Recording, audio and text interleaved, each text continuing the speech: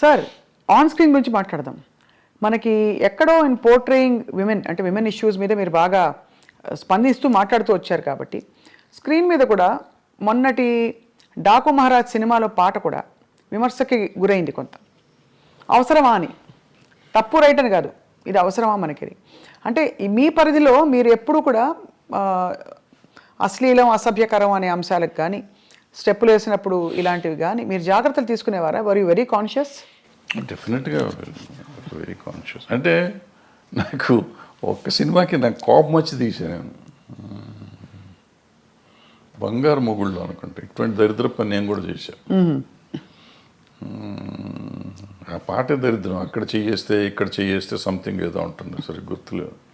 అంటే మంచి నీతిగా అసలు ఎక్కడ ముట్టుకోకుండా ఒకరినొకరు టచ్ చేయకుండా సినిమా తీస్తా అంటే ఎవడో చూడలేదని కోపం వచ్చి ఆ సినిమా దరిద్రం పెట్టండి అని చెప్పి నేనే పెట్టి తీస్తాను.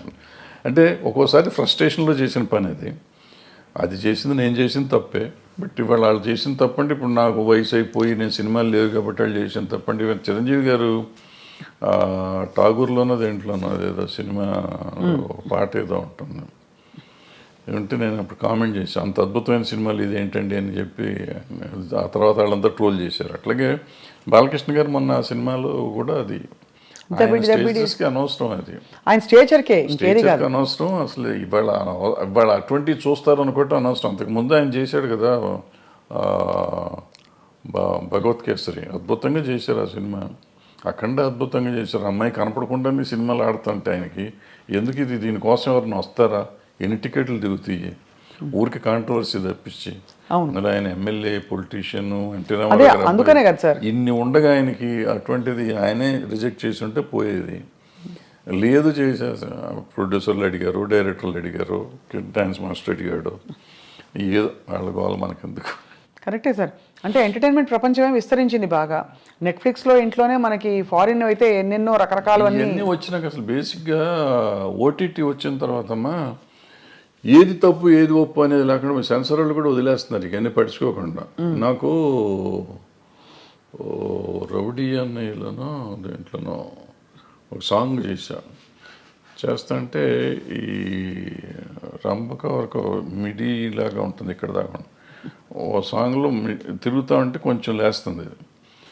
సినిమా రిలీజ్ అయినాక నాకు సెన్సార్ ఆఫీసర్ ఫోన్ చేసి సార్ ఇక్కడ ఎక్కడో ఉంది సార్, ఎవరో జనం అంటున్నారు సార్, కట్ చేయండి సార్ అని. రిలీజ్ అయిన తర్వాత కట్ చేశాను నేను. జస్ట్ ఊరికే మిడి ఇక్కడికి ఉంది, ఇప్పుడు గాలికి ఎగిరింది, వెళ్తే ఇంతవరకు ఎక్స్పోజ్ అయింది. నేటి దౌర్జన్యం అనే సినిమాలో ఒక సాంగ్లో వాణి విశ్వనాథ్ గారికి స్విమ్మింగ్ సూట్ వేసా, ఒక బిట్ వేస్తే సెన్సార్ కట్ చేశారు. అదే టైంలో బొబ్బిలి రాజాలో ఆమె సినిమా అంతా చొక్కా వేసుకుని కింద ఏమి లేకుండా అది ఫుల్ సినిమా వదిలిపెట్టారు. నాకు ఒక బిట్ ఏంటంటే దాంట్లో వదిలేరు కదండి అంటే, ఆ సినిమా అంతా దాని మీద ఉంది, నీ సినిమా అది లేదు కదా, ఎందుకు నువ్వు చేయాలంటారు. ఓహో, అదే అంటే నేను ఫైట్ చేసి ఉంటే నాకు వదిలిపెట్టేవారు. ఎందుకు దానివల్ల సినిమా ఆడదని నాకు తెలుసు, ఎందుకు తీసాను నాకు తెలియదు. ఆ రోజు తీసాం అంటే డ్రెస్ చేంజ్లు కావాలంటే సరే తీద్దాంలే అనిపించి తీసాను. నేను కాదన్నారు, తీసాం. అదే అంటే ఎక్కడో అక్కడ మరి ఈ అంశం తెరపైకి వస్తూనే ఉంది, ఈ ఎక్స్పోజింగ్ ఎంతవరకు ఉండాలి ఏమిటని. కానీ ఇప్పుడు బాగా టేస్ట్లు మారిపోయాయి సార్. బయట సమాజంలోనే అట్లా తిరుగుతున్నారు కదా. ఇప్పుడు మనం అంటాం ఎక్స్పోజింగ్ అంత బాగా ఎక్కువైపోయింది అంటాం. బయట వాళ్ళ పార్టీలకు వెళ్తే, పబ్బుల్లోకి వెళ్తే మీకు అంతకంటే భయంకరంగా ఉంటున్నారు ఆడపిల్లలు. బట్ అది వాళ్ళ ఇష్టం, మనం ఎవరో అడుగుతానికి, who are you to ask. నా కంఫర్ట్ నాది అంటున్నారు. సో ఇప్పుడు మన ఈక్వల్ రైటే కాకుండా నిజంగా కూడా వాళ్ళ కంఫర్ట్. నా ఇష్టం వచ్చిన బట్టలు నేను వేసుకున్నప్పుడు ఆడపిల్లల బట్టలు ఇష్టం వచ్చిన ఆడపిల్లలు ఎందుకు వేసుకోకూడదు? ఈ కొంతమంది ఏమంటారంటే నువ్వు అటు వేయటం వల్లే కదా ఇది జరిగింది, వేయటం వల్ల జరగటం నిన్ను కంట్రోల్ చేసుకోవాల్సిన బాధ్యత నీకు ఉంది కదా. అవును, ఈ సమాజంలో ఉంటే నేను చూసి నేను ఆ అమ్మాయిని చూడగా నాకు ఏదో అయ్యింది అనేది ఆన్సర్ కాదు. బోస్ గారు కరెక్ట్గా రాశారు, you have to control your self. Correct. అంటే కోకా కడితే కొరకొరమంటూ చూస్తారు, పొట్టి గౌను వేస్తే పట్టి చూస్తారు. అది అంటే ఇంచుమించు మీరు అన్నట్టు అది అనాదిగా అది సృష్టిలో ఉండే ఒక వైపరీత్యం అలా కొనసాగుతుంది. అంటే సినిమా ఇండస్ట్రీ పాపం ఫోకస్లోకి వచ్చింది. కానీ అది సార్ మరొక అంశం, మీరు తెరపైకి చాలాసార్లు వచ్చి మాట్లాడారు, ఈ డ్రగ్స్ ఇష్యూ కూడా ఇలాంటి కాంట్రవర్సీలు ఇవి బాగా, అంటే drugs because of the free money easy money అందుబాటులో ఎక్కువగా ఉన్నది చిత్ర పరిశ్రమలో, లేదు మీరు అన్నట్టుగా పొలిటీషియన్స్, బిజినెస్ మ్యాగ్నెట్స్ వాళ్ళ ఫ్యామిలీస్లో. కాబట్టి దీనివల్ల ఎలా ఖర్చు పెట్టాలో తెలియక ఈ డ్రగ్స్ వీటి అలవాట్లు బారిన పడతారని చెప్పి కొంతమంది ఎవరో చెప్పారు, గ్లామర్ కోసం తీసుకుంటారని. Is that true sir? అసలు ఫస్ట్ పాయింట్ నువ్వు చెప్పిందంటే నేను ఏకీపించను. ఇదేంటంటే సినిమా ఇండస్ట్రీలో డబ్బు చాలా ఎక్కువ ఉంటుంది అనేది నమ్మన్నాను అసలు. సినిమా ఇండస్ట్రీలో వచ్చే కొంతమంది దగ్గర డబ్బులు వస్తే బాగుంటుంది. చాలామంది 80% మధ్య వాళ్ళు డే టు డే ఎక్స్పెన్సెస్ కూడా ఎత్తుకునే బ్యాచ్ ఉంటారు. ఓ 10% ఉంటారు నువ్వు చెప్పిన డబ్బులు ఎక్కువ ఉన్న వాళ్ళు ఉంటారు. కొంతమంది ఎడిక్ట్స్ అవుతారు. ఇప్పుడు మన స్కూల్లో పిల్లలు ఉంటున్నారు, స్కూల్లో పిల్లలు దే ఆర్ ఎడిక్ట్స్ నౌ. వాళ్ళకి ఇది ఈ డ్రగ్ కొనే డబ్బులు లేకపోతే వైట్నర్ ఉంటుంది కదా, వైట్నర్ తినేసి దాన్ని అలవాటు చేసుకుంటున్నారు. ఈవెన్ రైల్వే కూలీలు అలవాటు చేసుకుంటున్నారు అటువంటి. సో ఇవన్నిటికీ ఏంటంటే వాటిని అరికట్టే మార్గం మనం ఎత్తుకోవాలి. సో డబ్బు ఉంటే వస్తారు, డబ్బున్న వాళ్ళే చెడ్డవాళ్ళు, డబ్బు లేని వాళ్ళు మంచివాళ్ళు అనే శాస్త్రం ఎక్కడ లేదు. ఈ దురలవాట్లు అనేవి డబ్బు ఉన్నా లేకపోయినా అవుతుంది. సో ఈ అలవాటుని అరికడతాం ఎట్లా అనేది మనం ముందు ఆలోచిస్తాం. అంటే ఈ డబ్బుని దానికి లింక్ చేయకూడదు ఫస్ట్. అవును, దురలవాటుకి డబ్బుకి లింక్ చేయకూడదు. వ్యసనం అనేది డబ్బుతో రాదు, వ్యసనం నేచర్తో వస్తుంది. సో నేచర్ని కంట్రోల్ చేయాల్సిన బాధ్యత, నేచర్లో ఉన్న దీన్ని వ్యసనాన్ని కంట్రోల్ చేయాల్సిన బాధ్యత తల్లిదండ్రులకో లేకపోతే ఫ్రెండ్స్కో తీసుకోవాలి బాధ్యత. ప్లస్ మనం పర్సనల్గా పెరుగుతున్న కొద్దీ చేసుకోవాలి. అదేనో మీరు చెప్పినట్టు ఏదో అదేది అందం కోసం మనం ఈ తీసుకుంటారు అనేది నాకు కరెక్ట్ కాదు. అంటే స్టెరాయిడ్స్ చేస్తారు, కండలు కనపడటం కోసం స్టెరాయిడ్స్ తీసుకుంటారు అంటారు. అది కూడా ఎఫెక్ట్ చేస్తుంది, అది కరెక్ట్ కాదు, తీసుకోవటం కరెక్ట్ కాదు. కానీ అంటే డెఫినెట్గా మీరు అన్నట్టు ఒక వాతావరణం అయితే ఖచ్చితంగా ఒక ఫ్రీ వాతావరణం అయితే కొన్ని పరిశ్రమల్లో ఎక్కువ కనిపిస్తుంది. లైక్ ఉంది అన్ని చోట్ల, కాలేజెస్ దగ్గర అమ్ముతున్నారు, స్కూల్స్ దగ్గర అమ్ముతున్నారు, పబ్బుల్లో అమ్ముతున్నారు, ఎక్కడ పడితే అక్కడే అమ్ముతున్నారు తీసుకొచ్చి. సార్ మీరు డబ్బులతో కాదని చెప్పారు, ఆ రోజువారీ సర్వైవల్కే చూస్తున్న వాళ్ళు కూడా చాలా మంది ఉన్నారు ఇండస్ట్రీలో. సార్ సూరి సినిమా టైంలో మీరు ఇబ్బంది పడ్డారా డబ్బులకి? నేను సినిమా తీసిన ప్రతి సినిమాకి ఇబ్బంది పడతాను, దీనికి ఇబ్బంది పడలేదు. మీరు ఎప్పుడు అంటే I never seen you lavish, ఎవరు మిమ్మల్ని అలా చూడలేదు. అది మీ చాయిసా మీ పరిస్థితా?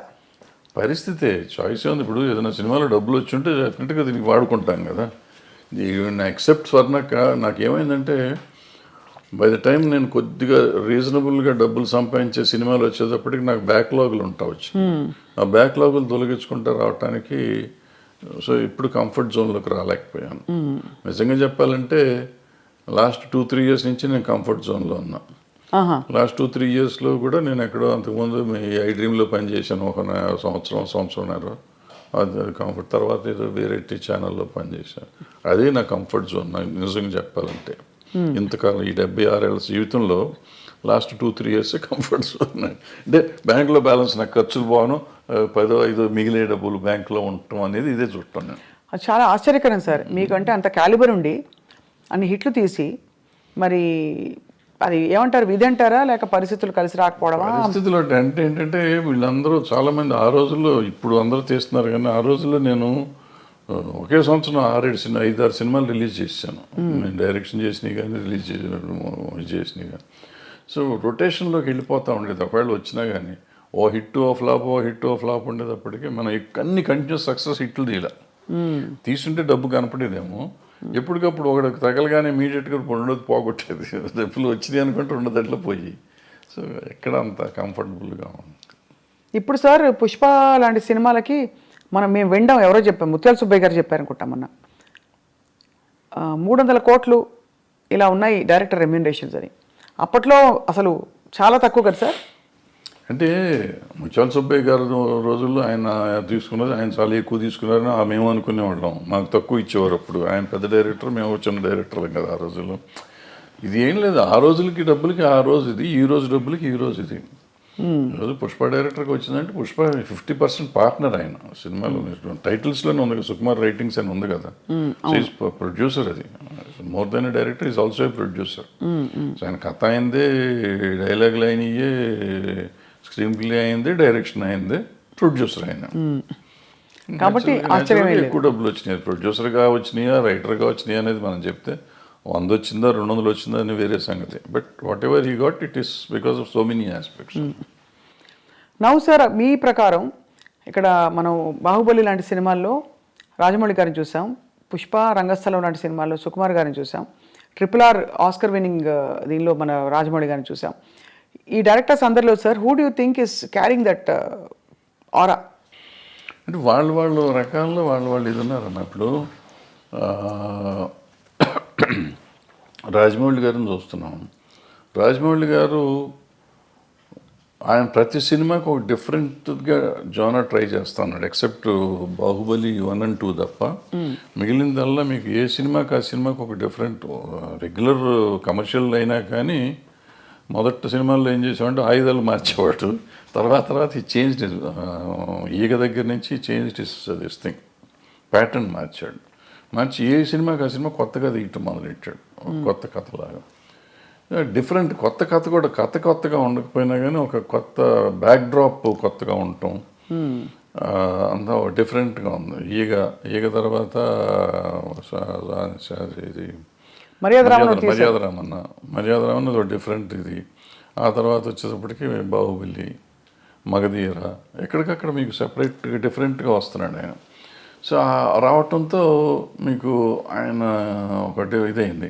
ప్లస్ ఆయనతో పాటు ఆయన కొత్తగా కనిపెట్టింది ఏంటంటే director should be A marketing man. ఇంతకుముందు మా డైరెక్షన్ వాళ్ళకి మాకు మార్కెటింగ్తో సంబంధం ఉండేది కదా. ప్రొడ్యూసర్స్ వస్తాడనే పద్ధతిలో ఉండేవాడు. రాఘవేంద్రరావు దగ్గర నుంచి మేమంతా అయిపోయేవాడు. బట్ ఈయన వచ్చేటప్పటికి how to market a film అనేది ఆయన నేర్పించాడు వాళ్ళ ఇండస్ట్రీకి. దట్ మార్కెటింగ్ స్కిల్స్ ఎంత అద్భుతంగా వెళ్ళిపోయినాయంటే వాళ్ళు భారతదేశం అంత ఇదే అయిపోయే స్టేజ్కి బాహుబలి 2 చేసింది. అందరూ బాహుబలి 2 దంగలు కొట్టేసింది అంటారు, కానీ దంగలకి సంబంధమే లేదు.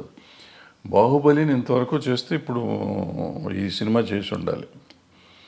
దంగల్లో వచ్చింది ఏంటంటే చైనాలో ఒక దాంట్లో వచ్చింది డబ్బులు. చైనా డబ్బును మనం లెక్కేసుకుని 2,000 కోట్లని కంగారు పడుతున్నాం కదా. మనకి ఇక్కడ వచ్చిన 600 కోట్లు 700 కోట్లు. అదే అయితే ఒక లాంగ్వేజ్ అంత రావటం చాలా గొప్ప. అది 60 కోట్లకి చేసి అంత రావటం అనేది గొప్ప విషయం. దాన్ని డిస్ప్యూట్ చేయడానికి లేదు. అద్భుతమైన సినిమా అది. సో మన ఇండియన్ సినిమాలో ఇండియన్ డబ్బు చూసుకున్న సినిమాలు ఇయే. ఆ చైనాలో 2,000 కోట్లు వచ్చినా అదంతా మళ్ళీ మనకు షేర్ వచ్చేటప్పటికి చాలా తక్కువ వస్తుంది. అక్కడ 30% 20% అంత వస్తుంది. అవును. సో అవి మనం గ్రాసులు చెప్పుకొని ఊరికే కంగారు పడుతూ ఉంటాం. ఇప్పుడు బాహుబలి తర్వాత ఇది వచ్చింది. అలా అంటే మీరు అన్నది రాజమౌళి గారిది చాలా ఒక డిఫరెంట్ టెక్నిక్. ఈయన వచ్చేటప్పటికి ఈయనన్నీ లెక్కలని చేసిన సినిమాలు వదిలిపెట్టి ఈయన డిఫరెంట్గా చేసిన సినిమాలు ఈయన సిట్ అని చూడండి మీరు. అంతకుముందు మీరు ఆర్య చేశాడు. ఆర్య డిఫరెంట్గా ఉంటుంది. తర్వాత ఏదో చేశారు కొన్ని అటువంటి ఏదో లెక్కలు నాకు అర్థమే కదా. 1 ఒకటి ఎన్టీఆర్తో ఒక సినిమా ఏదో చేశాడు. కప్పులు తిప్పుతూ ఉంటాడు, ఏదో తిరుగుతూ ఉంటుంది. ఏది మన నాకు అర్థం కాదు. మళ్ళీ మొన్న వచ్చేటప్పటికి రంగస్థలం అద్భుతంగా తీశాడు. అద్భుతం వెనక్కి తీశాడు. అసలు ఎవరు మన తెలుగులో మనం ఊహించలేని గొప్ప సినిమా అది ఒక రకంగా చెప్పాలంటే. ఆ టైప్ ఆలోచన కమర్షియల్ అయినా కానీ ఎప్పుడైతే అంగవైకల్యం తీసుకురాగలిగాడో ఆ అంగవైకల్యం మీద సినిమా వచ్చేటప్పటికి అద్భుతంగా ఉంది. అది చాలా ఒక లైవ్లీగా ఉంది సినిమా. విలేజీ ప్యాటర్న్ అది అద్భుతంగా ఉంది ఆ సినిమా. ఈ పుష్పకి వచ్చేటప్పటికి Pushpa was a routine film నాకు తెలిసినప్పుడు. పుష్ప 1, పుష్ప 2 ఈ స్మగ్లింగ్ మీద ఏదో రెప్లికా తీస్తారు ఏముంటుంది అని నేను చూడలే. యాక్చువల్గా నేను మొన్న చూసాను.